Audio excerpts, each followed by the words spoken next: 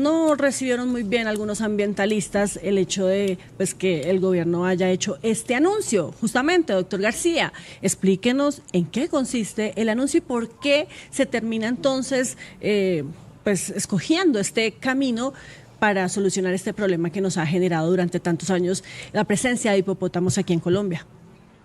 Claro que sí. El país ya hay un consenso que los hipopótamos son una especie invasora. Son una especie que tienen un crecimiento no controlado, es una especie que no es nativa, es una especie que fue introducida de forma ilegal en Colombia y su población ha crecido de forma exponencial en los últimos 30, 40 años en el país. Por lo tanto, este problema ha ido creciendo y este problema toca abordarlo. Y claramente se han establecido diferentes medidas para abordar este problema, se han abordado desde diferentes momentos. La estrategia de la castración no ha sido simple, la castración. Ya Natalie, como experta, evidentemente nos podrá explicar mucho más detalle lo que implica el dimorfismo, la no diferenciación de sexos en esta especie, la dificultad de extraer individuos de su hábitat para estos procesos. Y el punto es que los hipopótamos siguen establecidos en el Magdalena, su población sigue creciendo y su ampliación de su distribución sigue aumentando.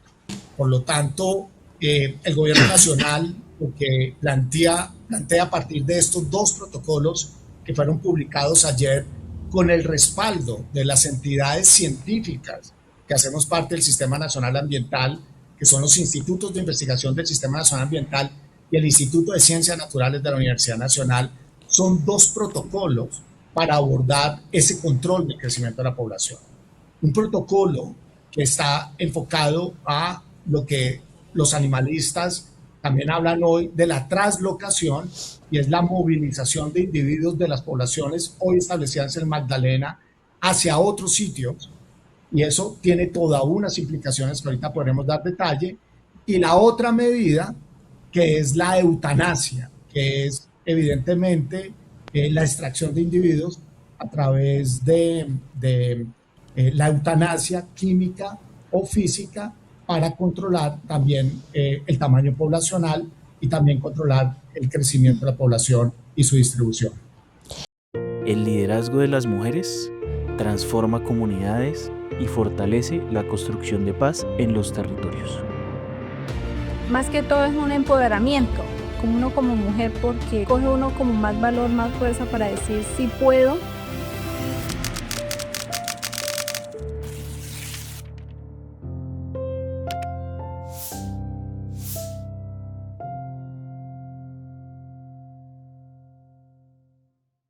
Natalie, yo quisiera preguntarle, usted es experta, ha hecho pedagogía bastante tiempo sobre este tema que lleva, digamos que visibilizando bastante, y yo quisiera preguntarle ¿por qué optar por esta medida? Quisiera que nos contara qué ha fallado o qué otras alternativas no se han podido dar para esta problemática, si podemos llamarlo así, y también que nos aclarara un poco el panorama actual, porque entiendo que la eutanasia no se va a hacer en todos los hipopótamos que están, sino que hay unos que ya se encuentran en algunos lugares, otros van a ser trasladados y 80 van a recibir la eutanasia. Quisiera que nos aclarara un poco ese panorama. Sí, mira, la eutanasia o digamos que el control letal no es que sea que vamos a definir eso o que esa sea la decisión. O sea, siempre ha habido como ese debate de qué es lo que vamos a hacer, si castrarlos o si matarlos, si llevarlos a un lado o si castrarlos. Realmente se trata de una estrategia mixta en donde no se está descartando ninguna otra de las posibilidades.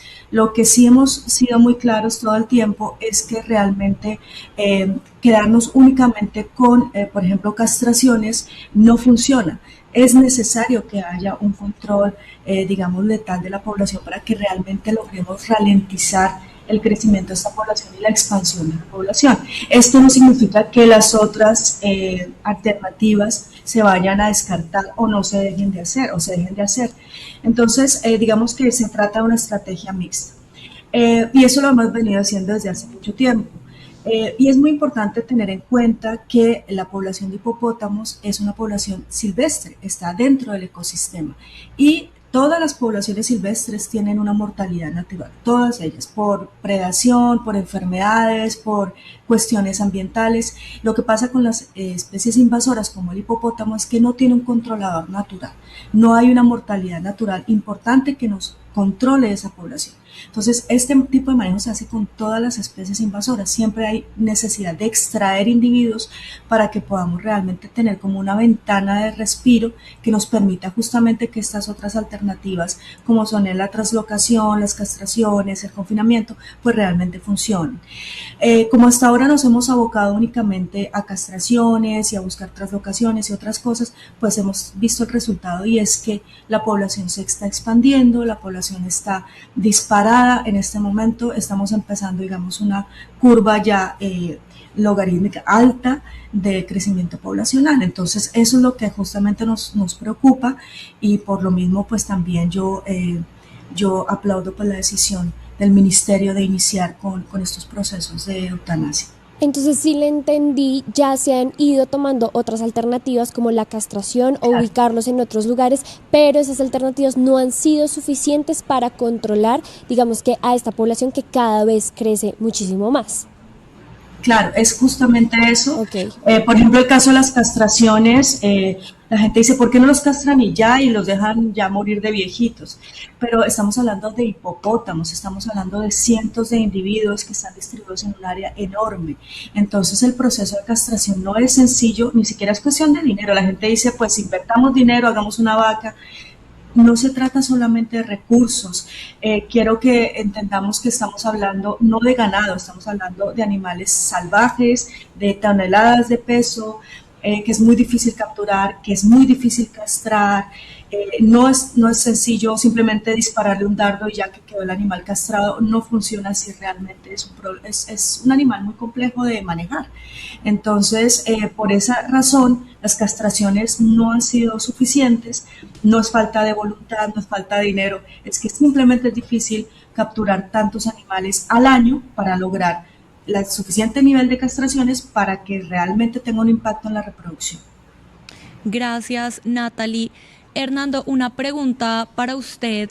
¿Por qué llegamos a este punto? Durante años hemos conocido diferentes alertas científicas sobre este crecimiento exponencial de los hipopótamos, porque el Estado y podemos decir que también la institucionalidad científica no logró traducir esas alertas en una política efectiva antes de llegar a este punto. El debate público ha sido muy complejo. Nosotros desde la ciencia, Natalie me puede corregir, pero desde la ciencia estamos señalando el riesgo o el alto potencial invasor de los hipopótamos desde hace más de 20 años, 25 años. Un montón. Pero solamente en el momento en que se habilitó una medida normativa, que es la declaratoria oficial de especie invasora por parte del gobierno, se pudo activar toda una batería de acciones y de inversiones desde el Estado para el control de esta población de esta especie. Y eso sucedió en el 2022. Es un trabajo que ha estado en medio del debate público y el debate público también ha ralentizado la movilización de acciones para el control de esta población. Esa es la situación en la que estamos hoy. Mientras hemos estado en este debate, los hipopótamos, su población ha seguido creciendo. Hoy tenemos 2 núcleos muy grandes establecidos en el Magdalena. Tenemos ya reportes de ampliación de su distribución incluso hacia la zona de Barranca Bermeja. O sea que realmente, mientras este debate se ha estado dando en el país, los hipopótamos han seguido creciendo en su población. Hemos intentado medidas que han estado también digamos, muy mediadas por este debate público, como la castración, como lo explicó ahorita Natalie. La castración no es un proceso fácil en este tipo de especies. Se ha podido hacer en individuos de fácil acceso, en Hacienda Nápoles, pero extraer individuos de hábitats como ciénagas en medio del Magdalena Medio y poder hacer este tipo de procedimientos es muy complicado. Y pues definitivamente la translocación se ha intentado. Yo ayer estaba recordando incluso en su momento con el ministro Correa, o sea, al final del gobierno Duque, se estuvo hablando con países africanos que tienen poblaciones naturales de hipopótamos y que tienen poblaciones diezmadas y están en programas de repoblamiento de hipopótamos. Se buscó en un principio una alternativa de exportar o de traslocar individuos de estos del Magdalena hacia esos programas de repoblamiento en África, pero lo que pasa es que estos hipopótamos en Colombia provienen todos de 4 individuos, un macho y 3 hembras, y tienen una cantidad de problemas genéticos derivados de la endogamia, es decir, del cruce sistemático entre individuos emparentados. Y hoy se ven expresiones de esos problemas genéticos incluso a nivel físico, con malformaciones en algunos individuos, y esto sería una irresponsabilidad gigante, llevar individuos con problemas genéticos a poblaciones naturales en poblaciones silvestres en el África. Por lo tanto, en conversaciones con estos países rápidamente se bloqueó esa posibilidad de traslocar individuos a poblaciones como parte de estos programas de repoblamiento. Se ha enfocado hacia los programas, hacia estos intereses mucho más de santuarios y zoológicos, pero claramente los hipopótamos son una especie que están en el marco de CITES, es decir, que tienen un control al tráfico a nivel internacional, y en ese sentido hay que cumplir unas reglas de juego, y no se trata solamente que una entidad en un país como la India levante la mano y diga yo quiero 60 hipopótamos. Entonces uno prepara un avión y manda los 60 hipopótamos. Señor Hernando, tiene que cumplir todas unas reglas del marco normativo internacional, y el país y el gobierno del país receptor tiene que estar de acuerdo en la recepción de esos individuos. Señor Hernando, precisamente, pues uno desde el desconocimiento, pues uno decía como, bueno, ¿cómo los van a sacrificar y demás? Y yo pues pensaba eso, pero luego me puse a escuchar a la ministra Irene Vélez, y ya hablaba de esa convención sobre el comercio internacional de especies amenazadas de fauna y flora silvestres, el CITES que usted acaba de decir, y decía que muchos de esos países que se habían opcionado no cumplían con esa convención. ¿Cómo es eso? O sea, pues a uno le pareciera lógico desde el desconocimiento que si tienen santuarios, que si tienen zoológicos, que si tienen espacios para recibir los hipopótamos, pues cumplían con esa convención. ¿Qué no se están cumpliendo, o por qué ese CITES o esos países que se estaban anunciando para recibir los hipopótamos no cumplían con esa convención? Los países que son signatarios de esta convención internacional CITES, para poder introducir un animal que está sujeta a las reglas de este marco de convención, como los hipopótamos, deben tener una autorización tanto del país emisor, digamos de ese individuo, en este caso Colombia, con los hipopótamos, como el país receptor a través de su autoridad ambiental. Es decir, muchas veces son los ministerios de ambiente de esos países.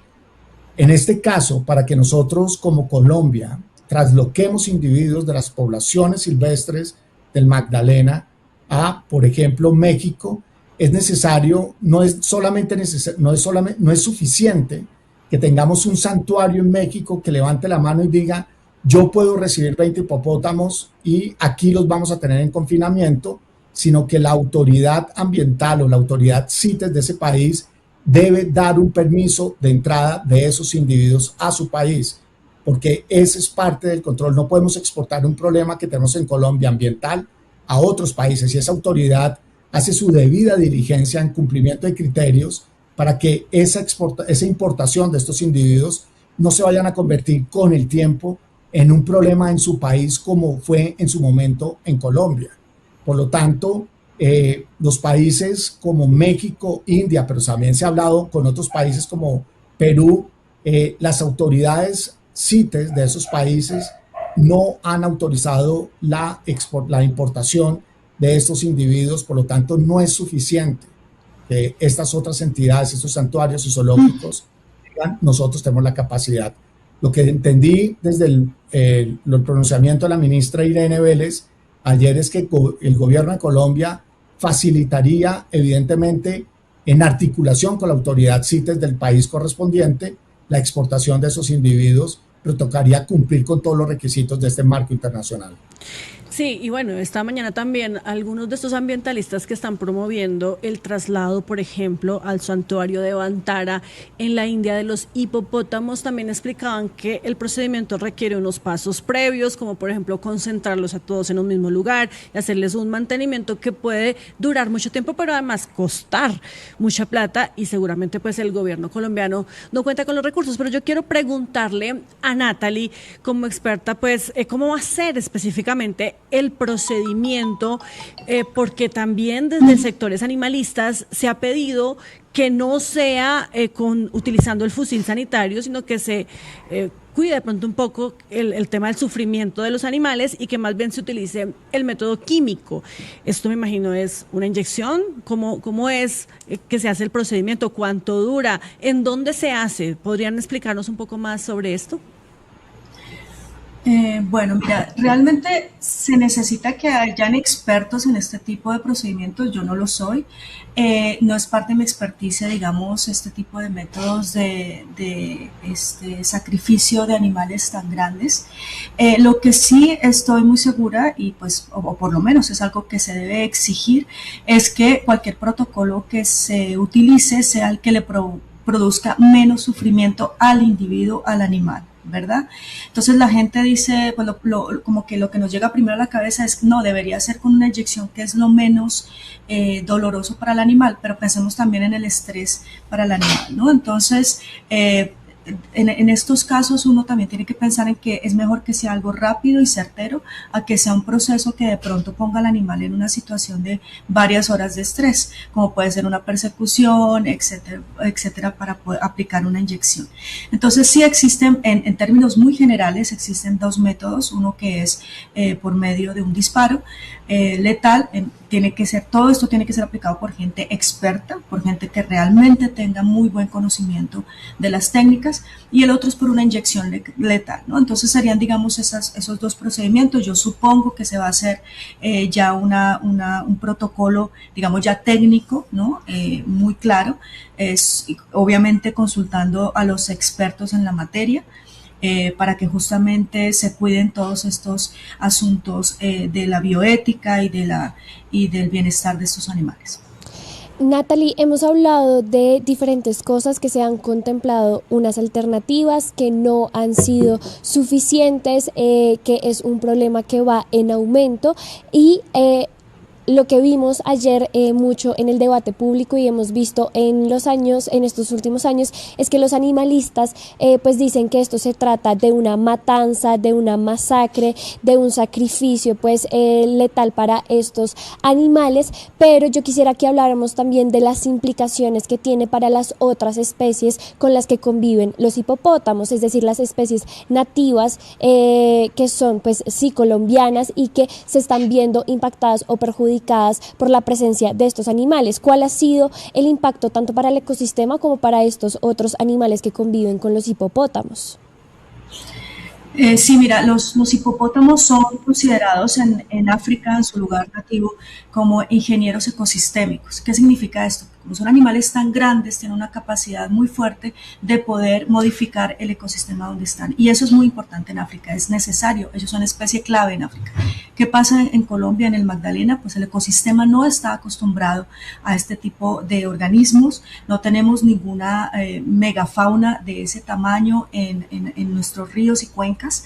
Entonces lo que están ellos ocasionando son diferentes daños al ecosistema de manera transversal, es decir, que no afecta a una u otra especie, sino a todo el ecosistema y a todas sus especies. Entonces lo primero que hace es una degradación digamos, de la forma, de la estructura física de la cuenca, por medio de pisoteo, por medio de ingresar material vegetal desde las orillas hasta el agua, y por medio, por supuesto, de la defecación y de la orina, ¿no? Que esto añade una cantidad de elementos a los cuerpos de agua.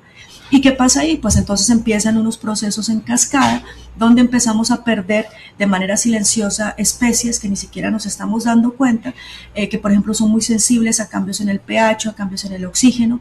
Empiezan a haber transformaciones también de las comunidades de peces, empiezan a haber transformaciones en nuestras especies, que como tú bien dices, tenemos varias especies que están en peligro de extinción, que están vulnerables, que están en unos procesos ya de problemas de conservación, como por ejemplo el manatí, que es una subespecie en peligro de extinción en Colombia y que está compartiendo todos estos hábitats con los hipopótamos. La afectación a su calidad de hábitat, pues, o por supuesto que va a tener un impacto directo sobre una especie que ya se encuentra con números bajos. Tenemos también la nutria, que también se encuentra en estado vulnerable. Tenemos otras especies que ni siquiera sabemos cuál es su estado, como el chigüiro menor, que lo tenemos en pocos datos o poca información, y así muchos otros que ni siquiera conocemos bien qué es lo que está sucediendo con ellos. Entonces, el impacto de los hipopótamos puede ser realmente grave en cuanto a disminuir la calidad y la cantidad de hábitat para muchas especies. Por ejemplo, el manatí, yo hablo del manatí porque es la especie que más conozco. Estamos hablando también de que la presencia de estos animales puede cambiar los flujos de migración de muchas especies, como el manatí, que necesita entrar y salir de las ciénagas, y si pones un grupo de 20 hipopótamos, pues no lo va a lograr hacer. Y también tenemos un problema de enfermedades, porque los hipopótamos, al ser animales tan grandes y al ser animales que también defecan en las aguas y que también son carnívoros y carroñeros oportunísticos, es decir, que de vez en cuando se echan ahí su pedacito de carne, pues esto hace que también sean unos vectores muy buenos de muchos patógenos que pueden afectar a las especies nativas. Y hay toda una cantidad de cosas que ni conocemos ni entendemos, pero se sabe por muchas evidencias en otros lugares que las especies invasoras pues tienen un impacto fuertísimo sobre los ecosistemas y son uno de los principales motores de pérdida de biodiversidad a nivel global. Entonces, por eso es un problema tan importante. Dime. ¿Y qué riesgos existen para las comunidades humanas? Pues muchas veces esto se presenta como un problema ambiental abstracto con el que algunas personas no logran conectar mucho, y pues se empieza a hablar desde el desconocimiento y desde la emoción, pero hay personas conviviendo con estos animales que también pueden estar en riesgo. ¿Cuál es el riesgo real que tienen pues las comunidades humanas? Son muchos, realmente es todo un espectro de riesgos y un espectro de impactos a nivel de las comunidades humanas. El primero, evidentemente, pues el peligro de un encuentro con uno de estos animales. Sabemos que es uno de los animales más fuertes, más potentes y también más agresivos a nivel global. Y obviamente el encuentro desafortunado entre una persona, un niño, una canoa con un animal de estos, pues es un riesgo enorme de muerte para la persona. Ese es, digamos, que lo primero. Pero también hay toda una cantidad de impactos en el sentido de cambio de usos y costumbres. Por ejemplo, ya sabemos que hay lugares donde las personas ya no pueden volver a pescar o ya no pueden transitar en su canoa porque hay presencia de hipopótamos. Entonces también hay unos cambios en usos y costumbres. Obviamente, si hay un impacto ambiental de las ciénagas de donde ellos pescan y sacan su sustento, pues también va a haber un impacto económico para estas personas. Existe también un impacto psicológico sobre las personas porque dejan a su niño en la escuela y en el patio de la escuela pasan hipopótamos, y hay toda una cantidad, digamos, de cuestiones muy complejas que no nos estamos dando cuenta porque estamos en las ciudades, pero las personas que tienen que convivir el día a día con estos animales sí están afectadas por esta situación, ¿no? Doctor García, director del Instituto Humboldt, ya hemos hablado justamente de ese impacto que tiene la presencia de esta especie en nuestro país, tanto en la flora como en la fauna, tanto con su convivencia con la raza humana, pero quiero también pues preguntarle e insistir sobre el procedimiento y sobre lo que viene entonces, porque ayer escuchábamos a la ministra dando este anuncio, pero quisiéramos como también tener un poco más detalles de esto, cuándo va a pasar, después de eso, cuál es el paso a seguir, porque también lo hemos dicho aquí y ustedes coinciden pues que esta no es la solución definitiva y que hay que seguir trabajando en eso, pero entonces ¿hacia dónde va esa ruta por parte del gobierno y del sector para eliminar definitivamente este problema? Pues mira, como lo planteaba también Natalie, esto es un plan muy integral.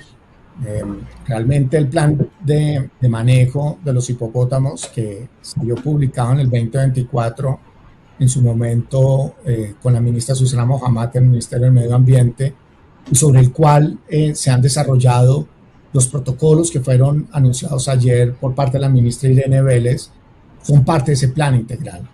Hoy el debate está muy centrado en el tema de eutanasia, pero pues esto es una serie de medidas muy completas y donde vamos a continuar como país trabajando en todos los esfuerzos de traslocación. Para eso se publicó ayer el protocolo de traslocación, donde se explica precisamente todas las reglas de juego que se deben cumplir en el marco normativo internacional para asegurar que no estamos exportando un problema de una especie invasora a otros países, casos como México o India, que son países también megadiversos como lo es Colombia. Por eso el protocolo de traslocación quedó publicado ayer y va a ser probablemente la medida donde van a estar concentrados los mayores esfuerzos. Se va a continuar trabajando en ese gran esfuerzo. Por otro lado, ayer con el anuncio de estos protocolos como parte de la implementación del plan de acción, la ministra Irene Vélez estaba acompañada no solamente por el Instituto Humboldt y también ha estado acompañada por el Instituto de Ciencias Naturales de la Universidad Nacional, sino estaba acompañada por las cabezas de las corporaciones autónomas regionales que hoy tienen también la responsabilidad de liderar la implementación de estas medidas a nivel territorial. La idea es que el gobierno nacional, tengo entendido por el anuncio que hizo la ministra Irene el lunes, ayer, es que se van a destinar unos recursos que son parte del Fondo para la Vida a estas corporaciones autónomas regionales de forma proporcional, evidentemente, al número de individuos que hay en la jurisdicción de cada una de estas corporaciones autónomas regionales. Les recuerdo cuáles son esas corporaciones: Cornare y Corantioquia, con jurisdicción en el Magdalena Medio antioqueño, Corpo Boyacá, con jurisdicción en el Magdalena Medio del departamento de Boyacá, y la CAS, que es la Corporación Autónoma del Santander, con jurisdicción en el Magdalena Medio de Santander. Estas corporaciones, a través de estos recursos, van a implementar estos protocolos con énfasis en el protocolo de eutanasia, y eso va a implicar todo un tema, como lo explicaba también Natalie, de capacitación, porque esto no es, esto se tiene que hacer con los estándares más rigurosos desde la ética, entrenamiento para funcionarios y también probablemente la contratación de muchos expertos para poder movilizar esas acciones de eutanasia, tanto química como física, en manos de expertos, y de un trabajo también de educación con la comunidad, porque lo que debemos evitar es que esto sea celebrado como un triunfo de cacería. Esto realmente lo deberíamos es mirar siempre en el contexto del cuidado de nuestra biodiversidad, de nuestros ecosistemas, y que a pesar de este sacrificio, que entiendo el dolor que puede representar a muchas personas, estamos actuando con una responsabilidad sobre lo que es el cuidado y la salud de nuestros ecosistemas, de nuestras especies, de nuestra biodiversidad, y Colombia mucho más al ser un país megadiverso. Esos son los pasos que siguen. Probablemente lo que escuché ayer también en el anuncio es que, como estamos hoy en medio de la ley de garantías, se va a estar trabajando de aquí a mayo en la estructuración en detalle de los convenios que se firmarán entre el ministerio y cada una de las corporaciones. Una vez pase la ley de garantías en junio, se firmarán estos convenios, y en el segundo semestre iniciará la implementación de las medidas a cargo de las corporaciones autónomas regionales, pero en el mientras tanto se seguirá trabajando con toda la estrategia para facilitar esos frentes de traslocación, y se seguirá también trabajando en otras alternativas que se han planteado, como sería el confinamiento, pero como lo explicó muy bien Natalie, esto implica ir reduciendo la población para poder tener mucha más claridad en otro tipo de medidas que tengan un impacto real, y que en 20 años, cuando volteemos a mirar para atrás, el país reconozca que tuvo un manejo de esta especie invasora, y que hoy los hipopótamos en ese momento no representarán un peligro para nuestros ecosistemas y para nuestra biodiversidad.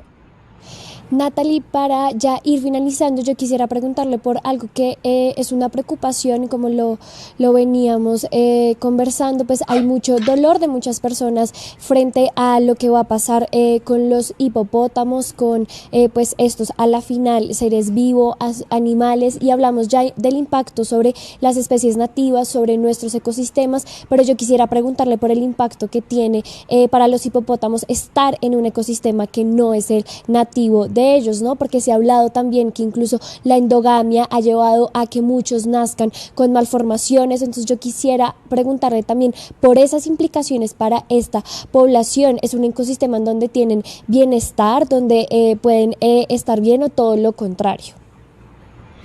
Bueno, pues las especies invasoras siempre llegan a un lugar donde se sienten muy bien, pues por lo que justamente no tienen controladores. Entonces realmente ellos en este momento, digamos que la población está fructificando porque tienen agua constante, porque tienen vegetación, porque nadie los molesta. Entonces digamos que en principio, y esa es la razón por la cual justamente la población empieza a crecer de una manera desorbitada. Pero como bien lo decía Hernando, pues estos animales, toda esta población de casi 200 individuos viene de tan solo cuatro individuos, que es un macho y 3 hembras, es decir, prácticamente todo el mundo tiene el mismo ancestro. Y esto obviamente ya estamos viendo problemas de endogamia. La endogamia pues es obvia que iba a ocurrir con un grupo tan pequeño original, y obviamente empezamos a ver ya malformaciones físicas, ya empezamos a ver animales con problemas fenotípicos, que esto es decir, morfológicos, que ya se ve que los animales pueden estar teniendo enfermedades pues que obviamente les causa sufrimiento, ¿verdad? Entonces, tanto como decir que los hipopótamos están súper bien y todo, no, porque evidentemente vamos a empezar a ver animalitos con problemas ya graves de ceguera, o problemas de malformaciones de columna, de malformaciones de cara, que obviamente van a tener que ver con un sufrimiento de estos organismos, ¿no? Bueno, pues muchísimas gracias a nuestros invitados, Natalie y Hernando García del Instituto Alexander von Humboldt. Gracias por aclararnos este panorama, y por supuesto que vamos a estar muy pendientes de todo lo que siga entonces con este proceso de eutanasia para los hipopótamos. Muchas gracias. Muchísimas gracias. Gracias, feliz día para ambos. Bueno, ahí queda entonces, el debate continúa, por supuesto, ustedes lo han dicho, lo hemos recordado también en medio de esta conversación, y es pues que esta decisión no le gusta mucho a los animalistas, y pues ellos han estado pendientes de también sostener una reunión con la ministra de Ambiente, Irene Vélez, para que se busquen otras alternativas, se busquen otras opciones, pero de todas formas, como ya nos lo comentaba el director del Instituto Humboldt, pues hay unos protocolos que se van a seguir estrictamente para que se evite lo que más se pueda el sufrimiento de estos animales. Esta mañana, como les contábamos también, yo escuchaba a uno de los promotores del traslado de los hipopótamos a la India decir que él ha intentado buscar a la ministra Irene Vélez, pero que no ha obtenido respuesta, pero que de todas formas sí va a seguir insistiendo para poder reunirse con ella y plantearle también cómo sería el proceso para llevarlos a los demás, porque aquí solamente van a sacrificar 80, y en total hay unos 160, 170 animales de estos en nuestro país, para que también se busque una solución para ellos. Ahí está. Entonces, lo que pueda pasar con los hipopótamos es un tema bien interesante, bien importante en nuestro país. Y hablando de... ¿cómo fue que le dijeron a usted en los comentarios, Julián? Sí, que así como hay hipopótamos en peligro, hay hipopótamos en la candidatura presidencial. O más bien, hablando de peligro, hablemos del peligro. O especies invasoras. Ok, precisamente el que se refiere a la... ¿Qué significa que vuelva Vicky Dávila al periodismo? Sí, por ejemplo, Ed Gómez dijo, por la miniatura pensé que el programa era de Vicky, pero claramente es sobre otra especie depredadora. Pero ya vamos para allá. Tenemos también una encuesta sobre el tema de los hipopótamos. ¿Qué se va a hacer con los hipopótamos? Vamos 128 votos. El 59% dice sacrificarlos, no hay otra opción. El 35% dice protegerlos, hay más opciones. Y el 5% dice me da igual, y muchas personas en el chat están haciendo pues comparaciones con los políticos en Colombia, lo que nos han dejado pues unos comentarios que vale la pena pues verlos para la conversación, porque realmente son muy muy buenos. Las vías terciarias conectan territorios, generan oportunidades y acercan la paz a las comunidades rurales. 8.533 metros lineales construidos para transformar la vida en el campo.